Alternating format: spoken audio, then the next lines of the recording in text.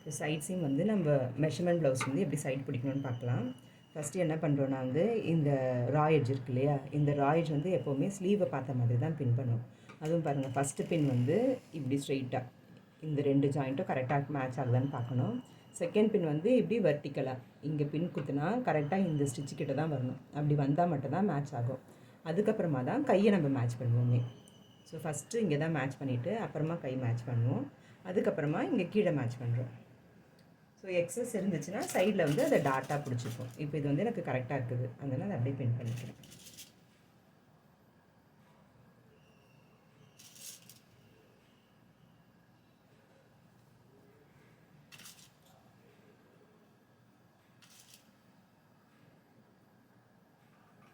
அதே மாதிரி இந்த சைடு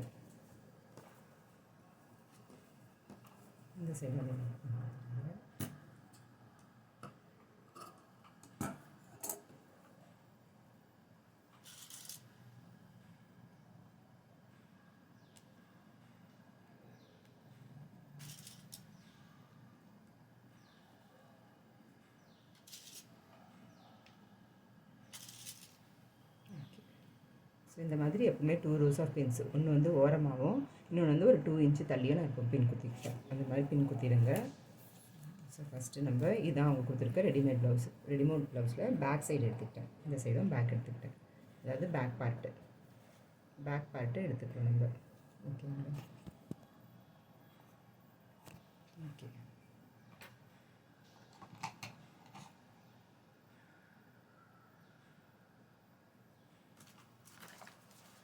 பேக்கில் வந்து ஃபஸ்ட்டு ஸ்லீவ் ரவுண்டு கிட்ட மெஷர்மெண்ட் எடுக்கணும். ஸ்லீவ் ரவுண்டு கிட்ட எட்ஜிலேருந்து இது வரைக்கும் எங்கேன்னு பார்த்தீங்கன்னா 5 inches இருக்கா இது. ஸோ இது 5 inches இருக்குது. அதே மாதிரி இங்கே ஃபோல்டு நல்லா ஃப்ளாட்டாக வச்சுட்டு இந்த எட்ஜ்லேருந்து இது வரைக்கும் 5 inches மார்க் பண்ணிக்கிறோம். ஓகேவா? இது ஃபஸ்ட் ஸ்டெப்பு. அடுத்தது என்ன பண்ணுறோன்னா, இன்னொரு இடத்துல நம்ம மார்க் பண்ணோம் இல்லையா, அது எங்கன்னா திரும்ப இந்த ஷோல்டர் ஜாயிண்ட்லேருந்து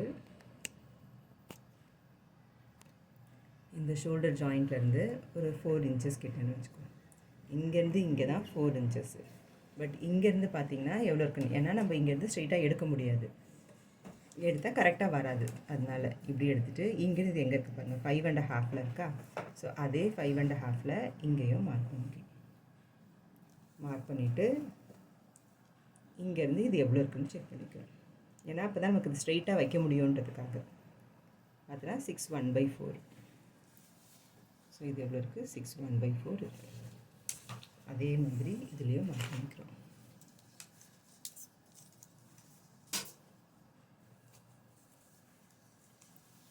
ஸோ இங்கேருந்து 5.5 கிட்ட.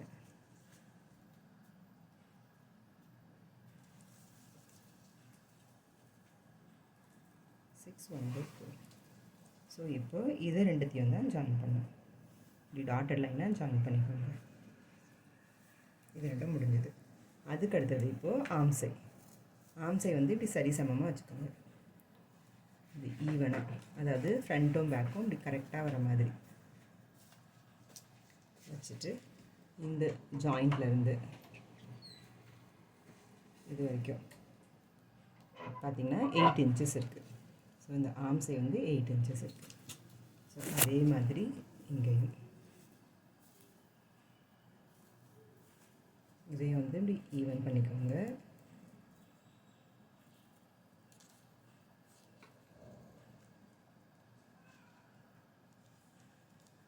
ஸோ 8 inches இங்கே வருது. இப்போது இதை தான் இதோட ஜாயின் பண்ணிக்கிறோம். அதுக்கப்புறம் இங்கே கீழே வந்து எப்போவுமே ஸ்டாண்டர்டாக 1.5 inch தான் பிடிக்க போகிறோம் வேஸ்ட்டுக்கிட்ட. ஏன்னா எப்படியும் நமக்கு வந்து இது வந்துடும் இல்லையா, அதனால். அதுக்கப்புறம் இன்னொரு இடத்துலையும் என்ன மார்க் பண்ண போகிறோன்னா, அதை நம்ம பேக் டாட் கொடுக்கும்போது இது மேட்ச் ஆகிக்கோன்ட்டு வேஸ்ட்டு, அதுக்கு மேலே கொடுக்க போகிறதில்ல. இன்னொரு இடத்துல இப்போ இந்த நெக் இருக்கு இல்லையா, நெக்குக்கு ஸ்ட்ரெயிட்டாக எவ்வளோ இருக்குன்றதையும் செக் பண்ணிக்கோங்க. ஹூக் சைடு தான் செக் பண்ணுறோம். 8.5 இருக்குது, லேஸாக ஸ்ட்ரெச் பண்ணுறோம். ஸோ அதே மாதிரி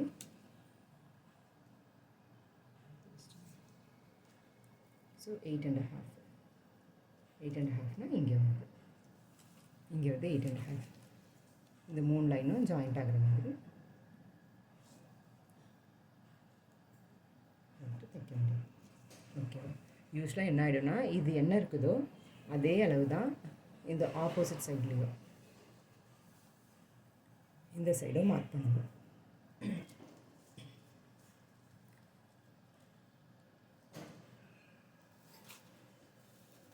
ஸோ இங்கேருந்து 5 inches இருந்துச்சு. அதுக்கப்புறம் இங்கேருந்து 5.5 inch கிட்ட. அதாவது எல்லாருக்கும் வேறு வேறு மாதிரி மாறும். ஓகேங்களா? இங்கே இந்த லைன் கிட்ட 6 1/4 இருந்தது. அப்படி இது ரெண்டுத்தையும் மேட்ச் பண்ணுறோம்.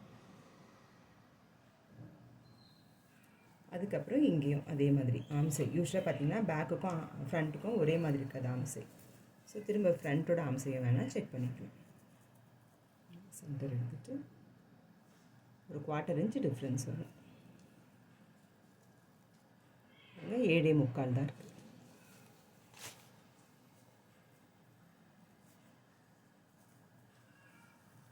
சரி சரி வச்சுட்டு ஸோ 7.75னா எங்கே வருதுன்ட்டு செக் பண்ணிக்கோங்க. இங்கேருந்து எடுக்கணும். ஸோ 7.75 இங்கே தான் வருது. இப்போது இதுக்கும் பேக்குக்கும் நம்ம கம்பேர் பண்ண போகிறோம். ஸோ இது பாருங்கள், பேக்குக்கும் இங்கேக்கு எவ்வளோ இருக்குது, இந்த இடத்துல இருக்குது. ஸோ 2க்கு ஒரு பாயிண்ட் கிட்ட இல்லைன்னா ஆல்மோஸ்ட் 2 inches கிட்ட இருக்கா. ஸோ அந்த 2 inch இங்கே வச்சுட்டு இங்கேருந்து பார்த்திங்கன்னா எவ்வளோ இருக்குது, 4.5 கிட்ட வருது. ஸோ அப்போ 4.5 கிட்டனா இது ரெண்டுத்தையும் பாதி பாதி எடுத்துக்கோங்க. அப்போது 2 1/4 தான் ரெண்டு சைடுமே வரணும். அப்போ தான் ஈக்குவலாக இருக்கும். ஸோ இங்கே தான் வரணும். இங்கேயும் அதே மாதிரி இங்கேயும் 2 1/4னா இங்கே தானே வருது. ஸோ இப்படி வச்சா தான் நமக்கு ஃப்ரண்ட்டும் பேக்கும் மேட்ச் ஆகும். ஸோ இதை இதோட ஜாயின் பண்ணுறேன்.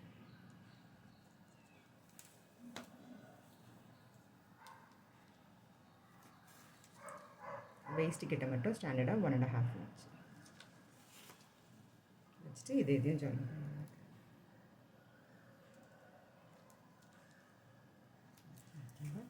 ஸோ இன்கேஸ் அதே மாதிரி ஃப்ரண்ட்டும் வேணால் செக் பண்ணிப்போம். ஃப்ரண்ட்டில் நெக்கு கிட்டையும். ஸோ ஃப்ரண்ட் நெக்கோட சென்டர் இது தான், இதோட சென்டர் இது தானே. இதிலேருந்து இது வரைக்கும் எவ்வளோ இருக்குன்ட்டு பார்த்துக்கலாம். 8.5 இருக்குது. அதாவது நெக்லேருந்து ஸ்ட்ரெயிட்டாக பார்த்தீங்கன்னா 8.5 இருக்கா. அதே மாதிரி இதுலேயும் செக் பண்ணிப்போம். இந்த நெக்கிலேருந்து இது ஸோ 8.5னா கொஞ்சம் தள்ளி இருக்குது இல்லையா. அப்போ என்ன பண்ணுறோன்னா அகெயின் திரும்ப நமக்கு இங்கே தான் வேணும், 8.5 வேணும். ஸோ இங்கே எவ்வளோ டிஃப்ரென்ஸ் இருக்குதுன்னு பாருங்கள். இங்கேருந்து இங்கே 1.5 கிட்ட தான் இருக்குது. பட் இங்கே டிஃப்ரென்ஸ் பார்த்தோன்னா நமக்கு 2 இருக்குது. ஸோ 2க்கும் 1.5க்கும் நம்ம ஆவரேஜாக எடுத்தோன்னா எவ்வளோ வரும், 3.5 தானே. ஸோ 3.5ல் பாதி அப்படி எடுத்துப்போம். அப்போது 1/3/4 ஸோ இங்கேருந்து இங்கே 1/3/4 தான் மார்க் பண்ணணும். நமக்கு மெஷர்மெண்ட் ப்ளவுஸுன்னு வந்துட்டாலே இத்தனை இடத்துல நம்ம மெஷர்மெண்ட் எடுத்து கம்பேர் பண்ணால் மட்டும்தான். ஏன்னா ஏன் எடுக்கிறோம் அப்படின்னா நம்ம ட்ரெஸ்ஸு வந்து ஸ்ட்ரெச் ஆகும். மெஷர்மெண்ட் கொடுக்குற ப்ளவுஸ் ஒரு மாதிரி ஸ்ட்ரெச் ஆகும்னா இது ஒரு மாதிரி ஸ்ட்ரெச் ஆகும். ஸோ நமக்கு அதில் இருக்க மாதிரி அப்படியெல்லாம் கொடுக்க முடியாது. ஸோ இது வந்து இப்படி தான் வருது ஷேப்பு. உங்களுக்கு ஷேப் கோணையாக வர மாதிரி தெரிஞ்சிச்சுன்னா எக்ஸஸை ஸ்ட்ரெயிட்டாக கட் பண்ணிட்டீங்கன்னா முடிஞ்சிடும். அவ்வளோதான்.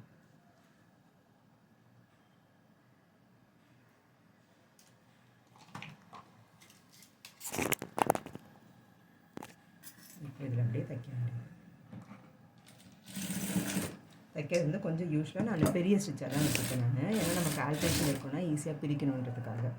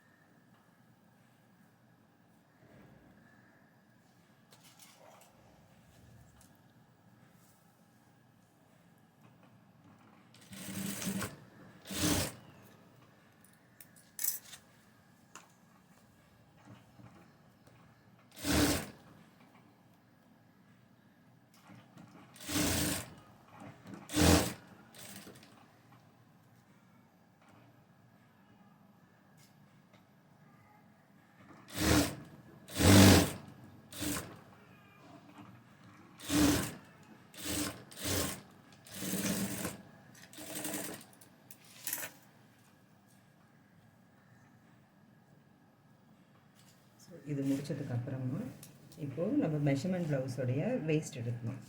வேஸ்ட் மெஷர்மெண்ட் எங்கேருந்து எடுப்போம் அப்படின்னா இந்த ஹூக் சைட்லேருந்து எடுத்துகிட்டு அப்படியே ஃபுல்லாக மெஷர் பண்ணணும்.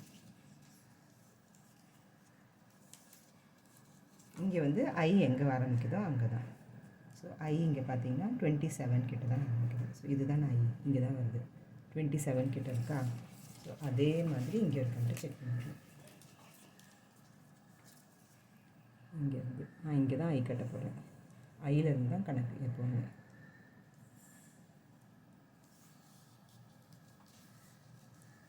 ஸோ நமக்கு எவ்வளோ வேணும்? 27 வேணும். இப்போ எக்ஸஸ் எவ்வளோ இருக்குது பார்த்தீங்கன்னா 2.5 கிட்ட இருக்கா? ஸோ இந்த 2.5 4ஆக டிவைட் பண்ணணும். ஸோ இதுதான் 2.5னா 4ஆக டிவைட் பண்ணிங்கன்னா 2.5ல் பாதி 1/4. 1/4ல் பாதி 1/2 இன்ச்சுக்கு ஒரு புள்ளி எக்ஸ்ட்ரா. ஸோ அதை தான் இப்போ டாட்டா பிடிப்போம். டாட் எப்படி பிடிப்போம் அப்படின்னா இதோட சென்டர், பேக்கோட சென்டர் மார்க் பண்ணிவிட்டு அந்த சென்டரில் இருந்து சென்டர் எடுத்துக்கலாம்.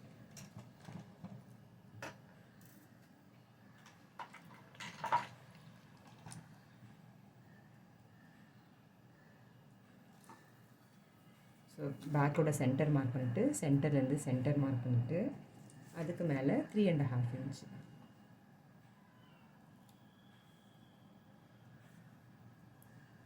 ஸோ 3.5 இன்ச்சு மார்க் பண்ணிட்டோம். இந்த ரெண்டு சைடும் 1/2 இன்ச்சுக்கு ஒரு புள்ளி எக்ஸ்ட்ரா தானே வந்துச்சு. யூஸ்வலாக இவ்வளோ ஒரு அரவுண்டு 1/2 இன்ச்சு வந்தால் மட்டும்தான் மார்க் பண்ணணும். அதுக்கு விட எக்ஸஸாக மார்க் பண்ணக்கூடாது. அதை விடவும் ஜாஸ்தியாக வந்துச்சுன்னா இந்த சைட் ஸ்டிச்சு தான் திரும்ப அதையும் அட்ஜஸ்ட் பண்ணணும்.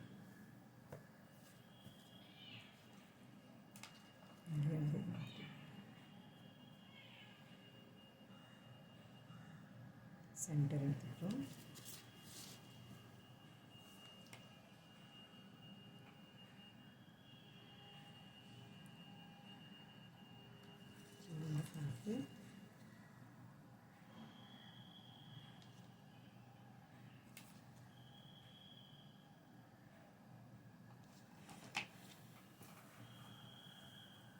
ஸ்டிச் பண்ணும்போது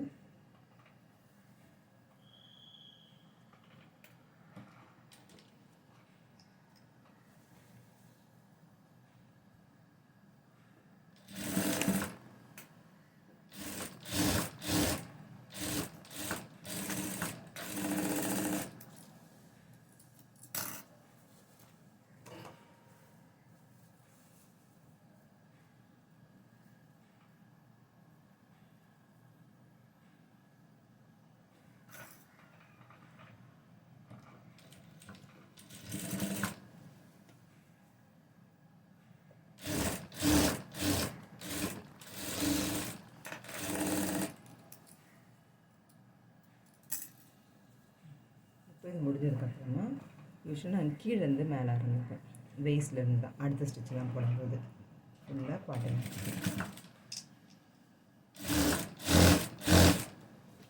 அது ஒவ்வொரு முறையும் என்ன ஆகுனா தள்ளி விடும் துணி.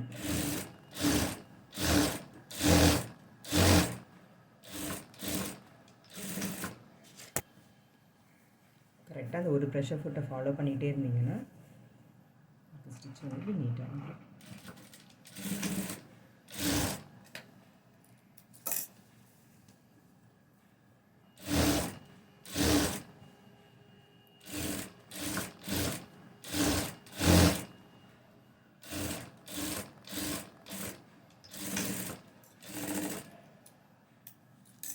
அதே மாதிரி இன்னொரு ஸ்டிச்சும் போட்டு ஓவர்லாக் பண்ணிட்டோன்னா அவ்வளோதான். ப்ளவுஸோட சைடு பாருங்கள். இப்போ ப்ளவுஸ் சைட் சைன் பார்த்தீங்க அப்படின்னா இந்த இடம் வந்து நமக்கு அது ஈவனாக வரும். இந்த ஏற்றி இறக்கி இல்லாமல் அசிங்கமாக இருக்காது. ஓகேவா? எல்லா இடமும் கரெக்டாக இருக்குது.